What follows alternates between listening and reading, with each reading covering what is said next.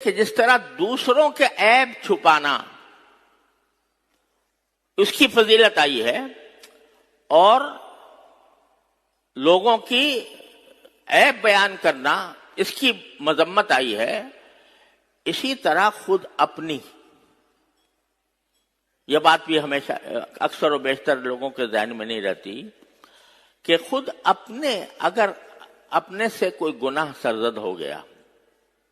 العیاذ باللہ، تو اس کے بارے میں بھی حکم یہ ہے کہ دوسروں کے سامنے بیان نہ کرو اس کو۔ بعض لوگ ہوتے ہیں کہ جو گناہ کرنے کے بعد بعض اوقات تو اللہ بچائے فخر کے طور پر بیان کرتے ہیں، اللہ تعالیٰ محفوظ رکھے کہ میں نے دیکھو اتنا بڑا گناہ کیا۔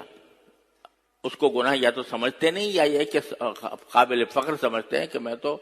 اتنا ماڈرن ہو گیا ہوں، اتنا مغرب زدہ ہو گیا ہوں کہ میں نے یہ جرت بھی کر لی۔ اللہ بچائے،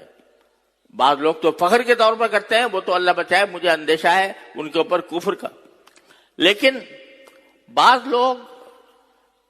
اپنی گناہگاری بیان کرنے کے لیے ہے کہ بھئی میں گناہگار آدمی ہوں، اور گناہگار ہونے کی وجہ سے اپنا کوئی گناہ دوسروں کے سامنے بیان کر رہا ہے کہ مجھ سے یہ گناہ ہو گیا تھا۔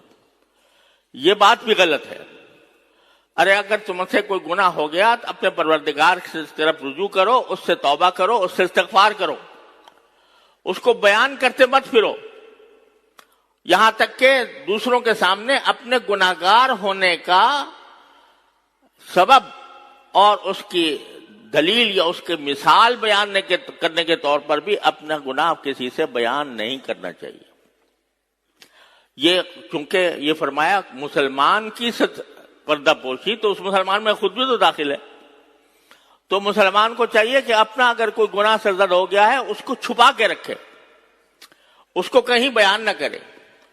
الا یہ کہ اصلاح کے لیے اپنے کسی مصلح سے بیان کرنے کی ضرورت پیش آ جائے، مربی سے اپنے،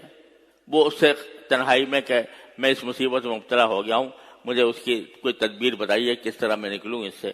وہاں تک تو ٹھیک ہے۔ لیکن جہاں بلا وجہ کسی کے سامنے، دوستوں کے سامنے، بعض اوقات جو ہے آدمی دوست یاری میں دوستوں کے سامنے بیان کر دیتا ہے کہ مجھ سے یہ گناہ ہو گیا،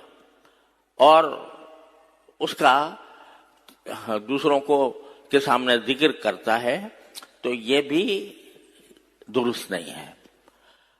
چھپا کے رکھو اس کو، اور جب اللہ تعالیٰ تم چھپا کے رکھو گے اس طرح کہ سوائے تمہارے اللہ کے کسی کو اور کو پتہ نہیں ہے، اور تم نے اپنے اللہ سے اس سے توبہ کر لی، اس پر استغفار کر لیا، معافی مانگ لی، بس معاملہ ختم ہو گیا۔ امید ہے کہ انشاءاللہ آخرت میں بھی اللہ تبارک و تعالی تمہارے ساتھ رحمت کا معاملہ فرمائیں گے۔ ایک حدیث میں آتا ہے، نبی کریم صلی اللہ علیہ وسلم نے بیان فرمایا کہ ایک شخص ہوگا، اس کو قیامت کے دن اللہ تعالیٰ بلائیں گے، اور حدیث میں ہے کہ اپنا بازو اس کے اوپر رکھیں گے، یعنی جیسے کوئی خفیہ طریقے سے کسی سے بات کرتا ہے، اللہ کا بازو اللہ تعالیٰ جانتا ہے، اس کی حقیقت اللہ تعالیٰ کو معلوم ہے، ہمیں نہیں معلوم ہو سکتی۔ بہرحال مطلب یہ ہے کہ اس کے ساتھ ایک شفقت کے ساتھ جیسے کسی کے اوپر اپنا ہاتھ رکھا جاتا ہے، اس طرح اللہ تعالیٰ اس کے ساتھ ہاتھ رکھیں گے اور فرمائیں گے کہ کیا تم نے اس وقت فلاں وقت یہ گناہ نہیں کیا تھا؟ تو وہ کہے گا کہ جی ہاں یا اللہ میاں میں نے یہ گناہ کیا تھا۔ کہا فلاں وقت گناہ نہیں کیا تھا؟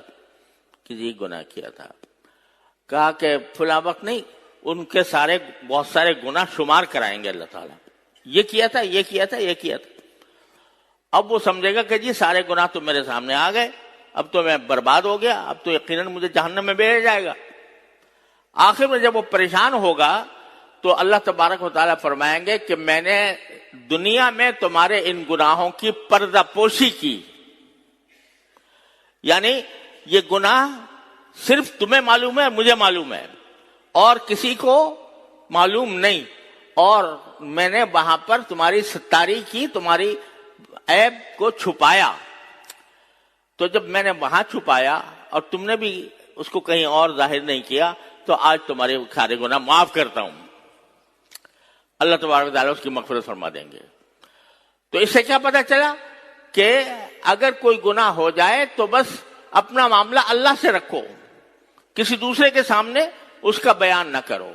تاکہ اللہ تبارک و تعالیٰ کی رحمت سے امید ہے کہ انشاءاللہ پھر وہاں پر بھی ستاری فرمائیں گے. لیکن بس یہ کرو کہ اس گناہ کے بعد اللہ تعالیٰ سے رجوع کرو، اللہ تعالیٰ سے توبہ مانگو، اللہ تعالیٰ سے استغفار کرو، تو انشاءاللہ امید ہے کہ انشاءاللہ جس طرح دنیا میں اللہ نے ستاری کی اس طرح انشاءاللہ آخرت میں بھی ستاری فرمائیں گے.